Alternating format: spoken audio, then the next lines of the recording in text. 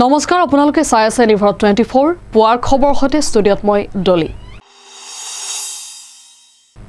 আজি অসমত প্ৰধানমন্ত্ৰী নৰেন্দ্ৰ মোদীৰ দ্বিতীয় দিন অৰুণাচলৰ পৰা যোৰহাটত উপস্থিত হ'ব প্ৰধানমন্ত্ৰী গৰাকী দিনৰ 12 বজাত যোৰহাটত উপস্থিত হ'ব প্ৰধানমন্ত্ৰী নৰেন্দ্ৰ মোদী উন্মোচন কৰিব লাচিত বৰফুকনৰ 125 ফুট উচ্চতাৰ সুউচ্চ প্ৰতিমূৰ্তি মেলেংগত এক বিশাল জনসভা সম্বোধন কৰিব প্ৰধানমন্ত্ৰী গৰাকীয়ে আৰু এই জনসভাত উপস্থিত থাকিব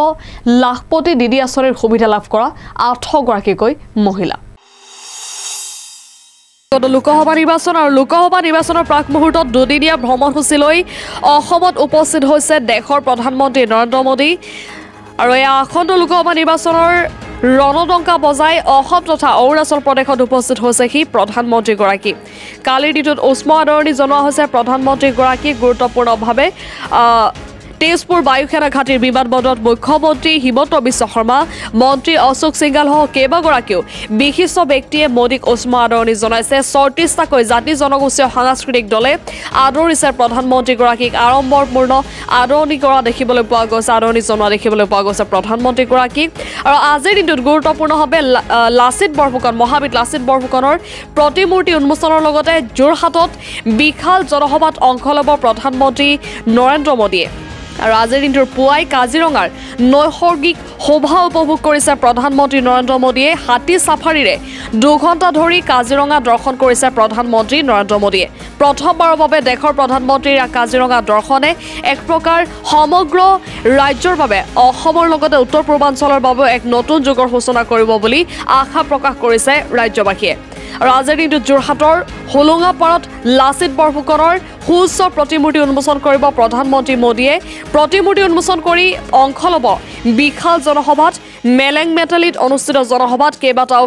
উদ্বোধন তথা শিলান্যাস কৰিব বুলি ইতিমধ্যে জানিব পৰা গৈছে দুপৰীয়া 12:15 পৰা 12:25 লাচিত মৈদামত থাকিব প্ৰধানমন্ত্ৰী গৰাকী আৰু উন্মোচন কৰিব মহাবীৰ লাচিত বৰফুকনৰ 125 ফুট উচ্চতাৰ বিশাল প্ৰতিমূৰ্তি তাৰ পৰৱৰ্তী সময়ত দুপৰীয়া 12:30 স্থলপথৰে মেলেং মেটালিৰ সভাস্থলীলৈ যাব প্ৰধানমন্ত্ৰী গৰাকী আৰু মেলেং পথাৰৰ জনসভাত প্ৰধানমন্ত্ৰী গৰাকী একেলগে 5,55,555টা প্ৰধানমন্ত্ৰীৰ আৱাস যোজনাৰ ঘৰ হিতাধিকাৰীক প্ৰদান কৰিব বুলি ইতিমধ্যে জানিব পৰা গৈছে তাৰ উপৰিও প্ৰধানমন্ত্ৰীয়ে সদ্যনিৰ্মিত তিনিচুকীয়া মেডিকেল কলেজৰ শুভ উদ্বোধন কৰাৰ লগতে শিৱসাগৰ চিকিৎসা মহাবিদ্যালয়ৰ আধাৰশিলা স্থাপন কৰিব তাৰ লগতে আন কেতবোৰ অভিলাষী প্ৰকল্পৰ শুভাৰম্ভ কৰাৰ লগতে আধাৰশিলা স্থাপন কৰিব প্ৰধানমন্ত্ৰী গৰাকীয়ে এদৰে কাইলৈৰ দিনটোত মুঠতে আজিৰ দিনটোত মুঠতে 17,606 কোটি টকা ব্যয় সাপেক্ষে প্ৰকল্পৰ শুভ উদ্বোধন বা আধাৰশিলা স্থাপন কৰিব প্ৰধানমন্ত্ৰী নৰেন্দ্ৰ মোদীয়ে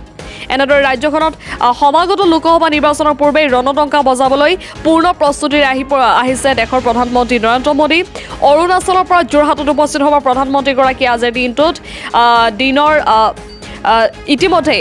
আজিৰ দিনটোৰ ৰাতিপুৱাৰ ভাগতেই কাজিৰঙাত নৈসৰ্গিক শোভা উপভোগ কৰিছে হাতী সাফাৰীয়ে 2 ঘণ্টা ধৰি কাজিৰঙা ভ্ৰমণ কৰিছে প্ৰধানমন্ত্ৰী নৰেন্দ্ৰ মোদী আৰু এই ঘটনা এক প্ৰকাৰ প্ৰথমবাৰৰ বাবে স্বাধীনোত্তৰ ভাৰতত প্ৰথমবাৰৰ বাবে দেশৰ প্ৰথমগৰাকী প্ৰধানমন্ত্ৰীয়ে কাজিৰঙা দৰ্শন কৰা যি ঘটনা এক প্ৰকাৰ সমগ্ৰ ৰাজ্যৰ মূলতঃ পৰ্যটন ক্ষেত্ৰৰ বাবে আশাৰ বতৰা কঢ়িয়াই আনিছে তাৰোপৰি আজিৰ দিনটো দিনৰ 12 বজাত যোৰহাটত উপস্থিত হ'ব প্ৰধানমন্ত্ৰী গৰাকীয়ে উন্মোচন কৰিব লাচিত বৰফুকনৰ 125 ফুট উচ্চতাৰ সুউচ্চ বিশাল প্ৰতিমূৰ্তি মেলেঙত তাৰ পৰৱৰ্তী সময়ত এক বিশাল জনসভা সম্বোধন কৰিব প্ৰধানমন্ত্ৰীয়ে উপস্থিত থাকিব লাখপতি দিদি আঁচনিৰ সুবিধা লাভ কৰা 8 গৰাকী মহিলা বুলি জানিব পৰা গৈছে তাৰ উপৰিও প্ৰধানমন্ত্ৰী গৰাকীয়ে একেলগে হিতাধিকাৰীসকলকো 5,55,555টা প্ৰধানমন্ত্ৰী আৱাস যোজনাৰ ঘৰ প্ৰদান কৰিব বুলিও জানিব পৰা গৈছে তাৰ লগতে বহুকেইটা অভিলাষী প্ৰকল্পৰ শুভাৰম্ভ কৰাৰ লগতে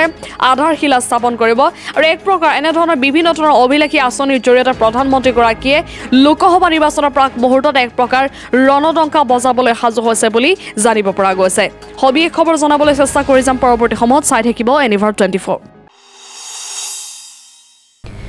ঢিঙত বিজেপি AIUDFক তুলাধুনা সাংসদ গৌৰৱ গগৈ সংবাদ মাধ্যমৰ সন্মুখত বহুকেইটা মন্তব্য কৰিছে সাংসদগৰাকীয়ে হিমন্ত বিশ্ব শৰ্মা দুৰ্বল ৰজা আৰু বদৰুদ্দিন আজমল পিঞ্জৰত থকা চৰাই বুলি তেওঁ মন্তব্য কৰিছে লগতে মুখ্যমন্ত্ৰীৰ বুলডোজাৰ ৰাজনীতি ভাল পায় বদৰুদ্দিন আজমলে বুলিও তীব্ৰ সমালোচনা কৰিছে বদৰুদ্দিন আজমলক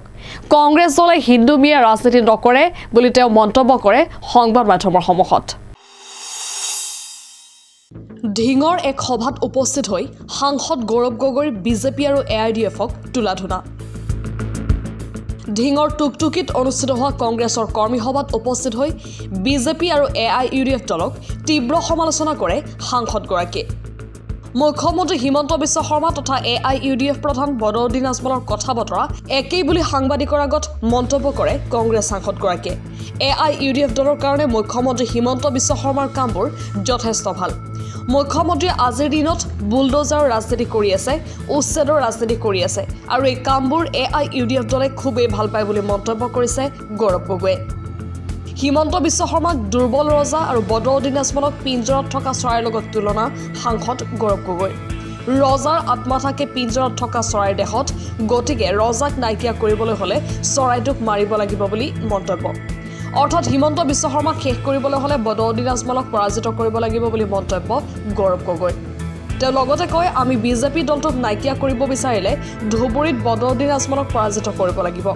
সাংসদ গৌৰৱ গগৈয়ে মন্তব্যত লগতে কৈছে বিজেপি চৰকাৰ হ'ল ৰাৱণ কিন্তু অহংকাৰী হোৱাৰ বাবে শেষত ৰাৱণৰ পতন হৈছিল ঠিক একেই দশা বিজেপি চৰকাৰৰ হ'ব গৈ আছে বুলি মন্তব্য কৰে সাংসদগৰাকীয়ে লোকসভা নিৰ্বাচনত প্ৰাৰ্থিত্ব সন্দৰ্ভত সোধা সাংবাদিকৰ প্ৰশ্নত তেওঁ কয় দলে মোক প্ৰাৰ্থিত্ব নিদিলেও মই 14টা সমষ্টিত বিজেপিৰ বিৰুদ্ধে যুঁজি যাম আসলে ৰাৱণ কোন ৰাৱণ চৰকাৰ হ'ল বিজেপিৰ চৰকাৰ যি চৰকাৰ বা যি ব্যক্তিয়ে ভাবে যে ধনবল বাহুবল হ'লে ক্ষমতা তেওঁলোকৰ লগত আছে সদায় ক্ষমতা ব্যৱহাৰ কৰিব police income tax ED CBI লগত লৈ তেওঁলোকে যথেষ্ট শক্তিশালী ভাবিছে কিবা পূজা পাঠ কৰিলে তেওঁলোকে সদায় বাচি থাকিব ৰাৱণো একে আছিল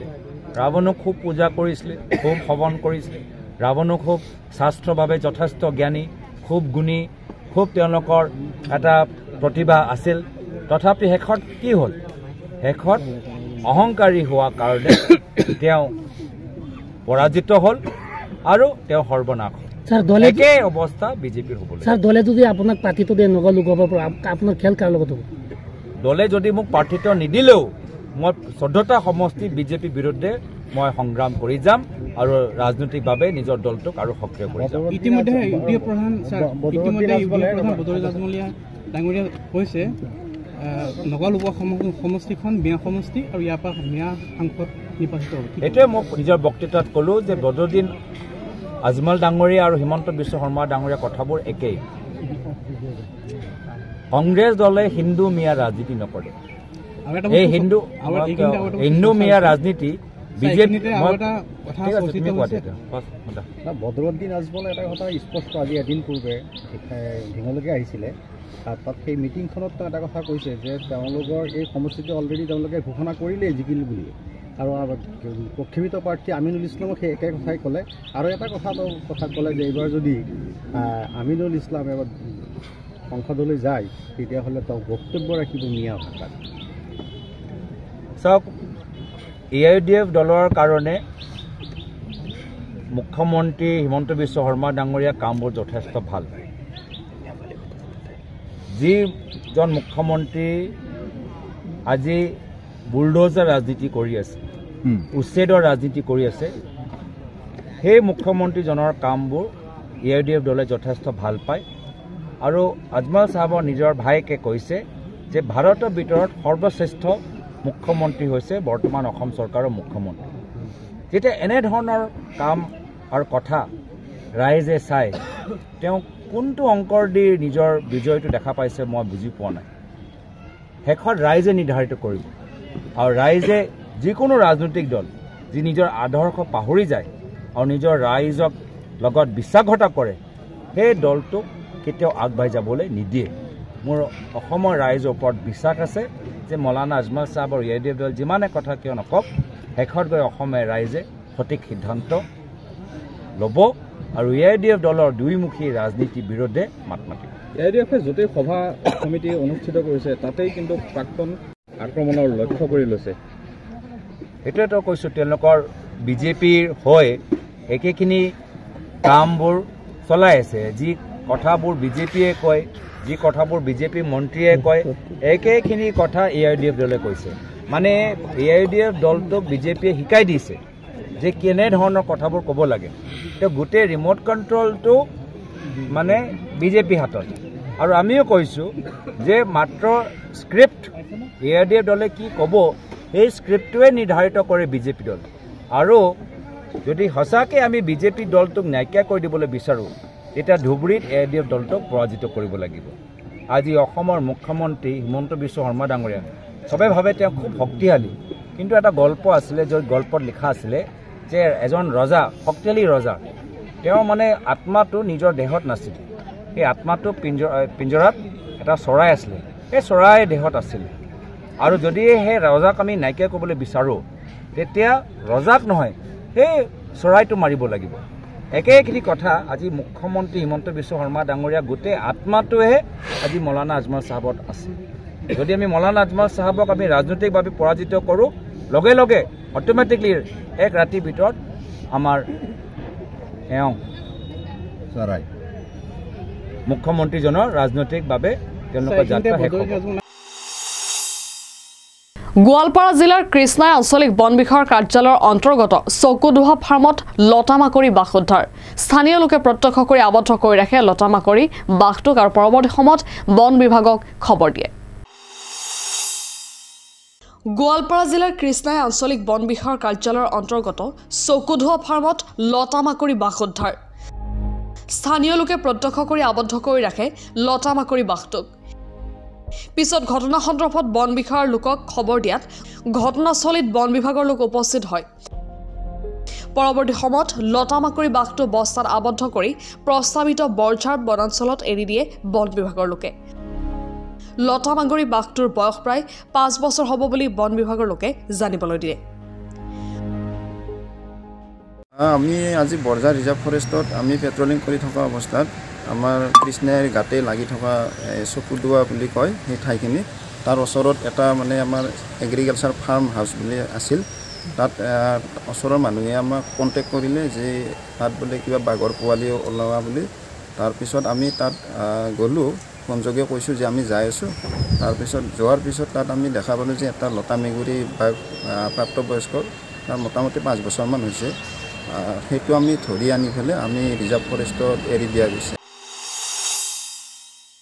ম্যাদী পট্টা ভূমিটো গুণ্ডা বাহিনীৰ ৰূপ লোৱাৰ অভিযোগ বন বিভাগৰ বিষয়া কৰ্মচাৰীৰ বিৰুদ্ধে।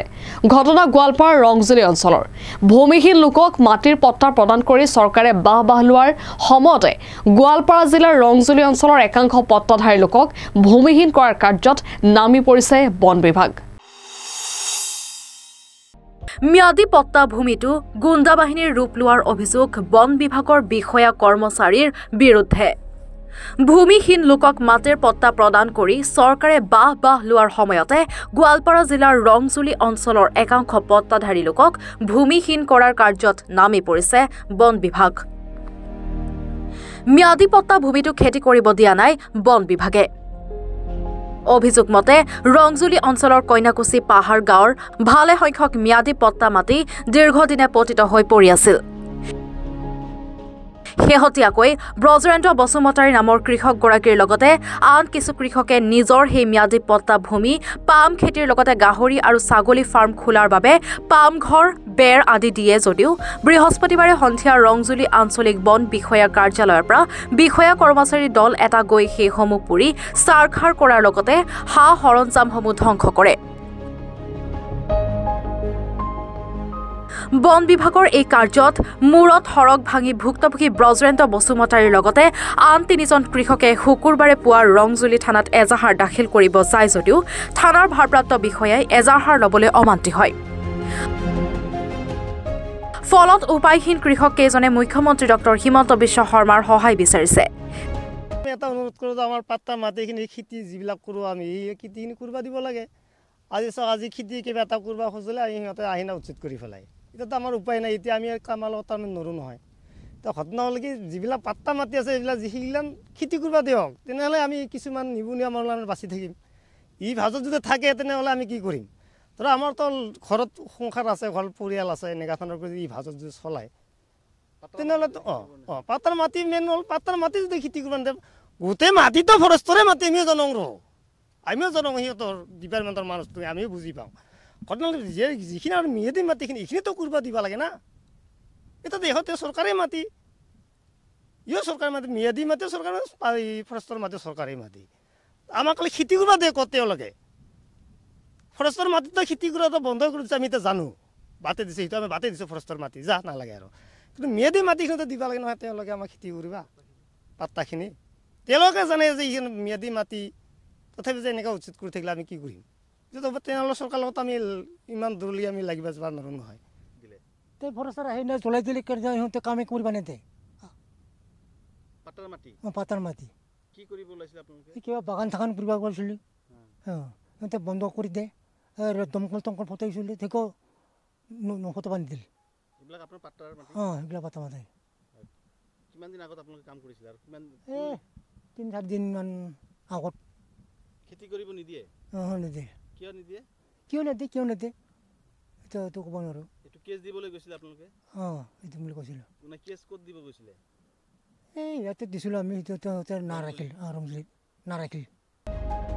ইমান দিনে খাজানা আদায় দি থকা স্বত্তেও কি কাৰণত বন বিভাগে এনে সন্ত্ৰাস চলালে তাৰ উত্তৰ বিচৰাৰ লগতে বন বিভাগৰ লোকৰ উচিত শাস্তি বিচাৰিলে ভুক্তভোগী কৃষক ৰাইজে তাৰমানে কালি জ্বলাই দি গ'লে আমি যেতিয়া ফাৰ্ম এটা খুলিম ছাগলী গাহৰি সেই খোলাৰ অৱশ্যত আমিতো কৰি আছিলোঁ তাৰমানে কালি 6:20 আহি ভাঙি চিঙি জ্বলাই থৈ গ'ল আৰু কি ফৰেষ্টাৰে মই দেখিলোঁ মই কৈছিলোঁ ৰখিছে কিন্তু নামানিলে মই ক'লোঁ মানুহ আহি আছে আমাৰ ৰাইজৰ মানুহ অলপ ৰখক এইবিলাক ফৰেষ্টৰ মাটি নে আপোনালোকৰ পাত্তাৰ মাটি আমাৰ পাত্তা মাটি হয় বহুতৰে পাত্তাৰ মাটি আছে এখন চব পাত্তাই আছে আমি খাজনা দি আছোঁ জংঘল হ'লে ফৰেষ্টাৰৰ কাৰণে আমি তেওঁ আমাৰ জড়িত আমাৰ যেতিয়া মাটি সম্বল আমাৰ আছে আমি খাজনা চাজনা দি তেওঁ মানে হেৰি কৰি আছোঁ আৰু কিন্তু খেতি কৰিব পৰা নাই মইতো গ'লোঁ তাৰপিছত মই নাযোৱাকৈ থাকিলোঁ কেছ দিবলৈ গৈছিলে নেকি গৈছিলোঁ তাৰপিছত কি হ'ল নাৰাখিলে কিয় নাৰাখিলে এইটো এনেই এতিয়া পৰি থাকিব দিব নালাগে যা বুলি কৈ দিলে এতিয়া উচি ছাৰে দিব নালাগে বুলি কৈছে দিব নালাগে যা কেছটো পৰি থাকিব বুলি কৈছে উৎকোচ লৈ পুনৰ হাতেলোতে ধৰা পৰিল অসম চৰকাৰৰ বন বিভাগৰ এজন বিষয়া মেৰাপানীত দুৰ্নীতি নিবাৰক শাখাৰ অভিযানত উৎকোচ লোৱাৰ সময়তে আটক জামুগুৰি আঞ্চলিক বন বিষয়া গোবিন্দ টাইট উৎকোচ লৈ পুনৰ হাতেলোতে ধৰা পৰিল অসম চৰকাৰৰ বন বিভাগৰ এজন বিষয়া মেৰাপানীত দুৰ্নীতি নিবাৰক শাখাৰ অভিযানত উৎকোচ লোৱাৰ সময়তে আটক হয় জামুগুৰি আঞ্চলিক বন বিষয়া গোবিন্দ টাইট উল্লেখ্য শিল কঢ়িওৱা ডাম্পাৰৰ পৰা ভয় ভাবুকিৰে 20,000 টকা উৎকোচ বিচাৰিছিল ব্যৱসায়ী দেৱজিৎ বৰাৰ পৰা নিজ কাৰ্যালয়তে শুক্ৰবাৰে বিয়লি 20,000 টকা উৎকোচ লৈ থাকোঁতেই আটক কৰে বন বিষয়াজনক পূৰ্বতে অঞ্চলটোৰ ব্যৱসায়ীসকলক ধন দাবী কৰি অতিষ্ঠ কৰি আহিছিল বিষয়াজনে বুলি বিভিন্নজনে অভিযোগ উত্থাপন কৰে ঘটনা সন্দৰ্ভত ঘিলাধাৰী আৰক্ষী আৰু দুৰ্নীতি নিবাৰক শাখাৰ অব্যাহত আছে তদন্ত যোনটো ডিছপুট এৰিয়াৰ ভিতৰত সোমাই গৈ পিনে মানে মানে কি কয় মানে গাড়ীবোৰ মানে দাবী ধমকি দি পিনে মানে ধৰি লৈ আমাৰ ৰেঞ্জাৰ গোবিন্দ টাইট ছাৰে মানে দাবী ধমকি দি পিনে হ'লে নহ'লে গাড়ীকেইটা ধৰি লওঁ মাহেকীয়া মানে মিলাবি নহ'লে মানে গাড়ী ধৰি লৈ গুচি যাম মানে হেৰি কৰি পিনে মানে টিপি 20,000 টকা 20,000 টকা মোক কালি ডিমাণ্ড কৰিছিলে আজি অফিচত কাইলৈ দিব লাগিছিল পুৱাৰ খবৰৰ মাজতে লৈ লৈছে এটা চমু বাণিজ্যিক বিৰতি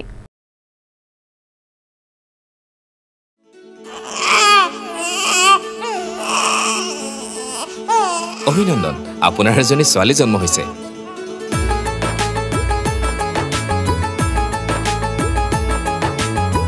লাহি পাহি এজনী পৰি ঘৰখন উজলি বেটি বাঁচাও বেটি পঢ়াও বেটি বাঁচাও বেটি পঢ়াও বেটি বাঁচাও বেটি পঢ়াও।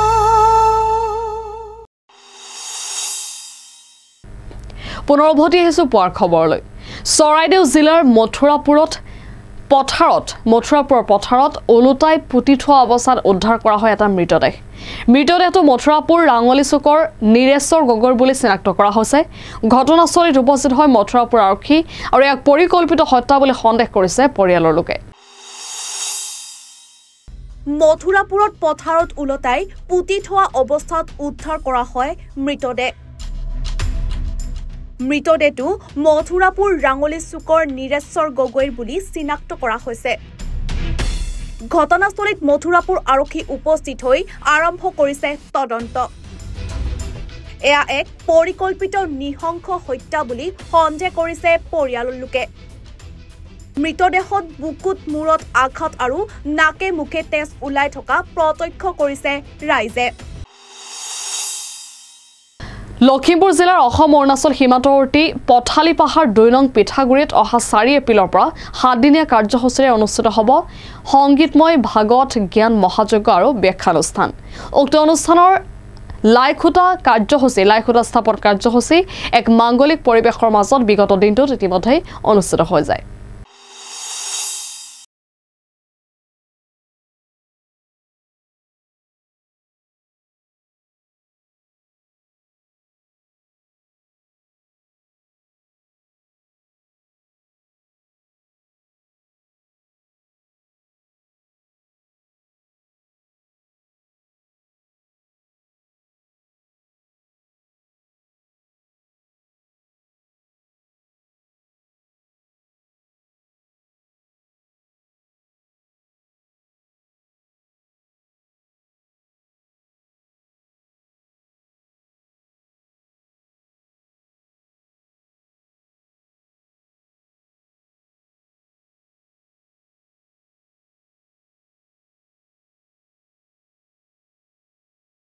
অসমৰ মংগলময় চিন্তা কৰি লখিমপুৰ জিলাৰ অৰুণাচলৰ বৰ্ডাৰ ২ নং পিঠাগুৰিত মনোজ চেত্ৰী কালাখেতিৰ ঘৰত ৭দিনীয়া মদ ভাগৱত পুৰাণ আৰম্ভ হ'বলৈ গৈ আছে। ৪ তাৰিখৰ পৰা 11 তাৰিখলৈকে আমি ভাবিছোঁ এই মহান যজ্ঞই এই মহান কৰ্মই আমাৰ গাঁও অঞ্চল অসম ভাৰতকে মংগলময় কৰে আৰু শান্তিৰ বাতাবৰণ আনে আৰু উঠি অহা প্ৰজন্মৰ এই মংগলময় দিশত আগবাঢ়ি যাব তাৰ বাবে আমি কামনা কৰিছোঁ আৰু সকলো ৰাইজকেই আমি নিমন্ত্ৰণ জনাইছোঁ। এই আমাৰ ৭দিনীয়া কাৰ্যসূচীৰে মদ ভাগৱত অমৃত পাঠ হৈ থাকিব। সকলোকে আহি আমাৰ এই শুভবাৰত উপস্থিত থাকিবৰ বাবে আমি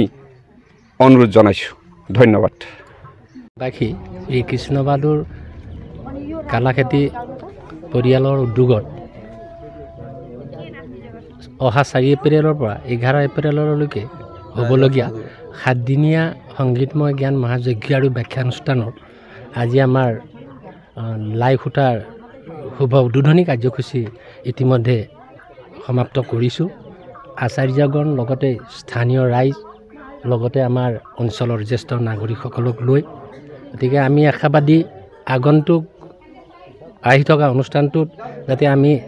স্থানীয় ৰাইজ আমাৰ অঞ্চলৰ ৰাইজে বিভিন্ন কাৰ্যসূচীত অংশগ্ৰহণ কৰি যাতে অনুষ্ঠানটো সফল ৰূপায়ণ কৰে আৰু এই অনুষ্ঠানটোৰ পৰা ব্যাস মঞ্চৰ পৰা আমি সমাজলৈ আমি জিলালৈ এটা ভাল বাৰ্তা প্ৰেৰণ কৰিব পাৰি বুলি আমি আশা ৰাখি সমূহ ৰাইজৰ ওচৰত আমি কৃতজ্ঞতা জনাই ক'বলগীয়া আছে এই অনুষ্ঠানটোত অহা অনুষ্ঠানটোত হয় আপোনালোকৰ শাস্ত্ৰজ্ঞ কোনো পণ্ডিত হয় আপোনালোকৰ ইয়ালৈ আমন্ত্ৰণ কৰিছে নেকি হয় আমি গুৱাহাটী নিবাসী ভাস্কৰ পুৰুষোত্তম উপাধ্যায়দেৱে আমাৰ মুখ্য ব্যাখ্যাকাৰ মুখ্য গুৰুজনা আৰু তেখেতৰ লগতে তেখেতৰ সহপাঠীসকল আমাৰ আচাৰ্যগণ আৰু লগত 7জন থাকিব গতিকে তেখেতসকলৰ সহযোগত আমাৰ 7দিনীয়া অনুষ্ঠানটো সমাপন হ'ব পিঠাগুৰি অতি বেকৱাৰ্ড বুলি ক'বলৈও বৰ বেয়া নহয় কাৰণ আমি নদীপৰীয়া মানুহ গতিকে গড়খনীয়া মানুহ তেনে অৱস্থাত আপোনালোকে আহি আমাৰ এই গাঁৱত যোনটো ঘৰত মঠ ভাগৱত যজ্ঞ পাতিবলৈ কাৰণে তেওঁলোকে আগবাঢ়ি আহিছে গতিকে সকলো ৰাইজৰ মতামত সকলো বন্ধুবৰ্গৰ মতামত সাপেক্ষে তেওঁলোকৰ ঘৰত আমি আহি উপস্থিত হৈছোঁ গতিকে তেওঁলোকৰ ঘৰত মংগলময় হওক সুখ শান্তি হওক অসমত অত্যন্ত ৰোগ ব্যাধ অহাৰ কাৰণে তেওঁলোকে ভাবিছে যে এই ৰোগময়ো হ'ব লাগে বুলি আমাৰ পুৰোহিত লোকক মাতি 7দিনীয়া যজ্ঞ অনুষ্ঠিত কৰিছে ইয়াত গতিকে তেওঁলোকৰ স্বৰ্গীয় পিতৃ মাতৃহঁতকো আনন্দ হওক সুখ শান্তি হওক স্বৰ্গত বাস হওক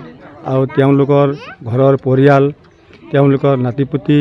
তেওঁলোকৰ মা দেউতা সকলোলৈ মানে মোৰ ফালৰ পৰা এটা কৃতজ্ঞ জনাইছোঁ আজি প্ৰথমবাৰৰ লাইখুটা পতন হৈছেহি গতিকে 7দিনীয়া ইয়াত যজ্ঞ পাতিছে গতিকে সকলো আঞ্চলিক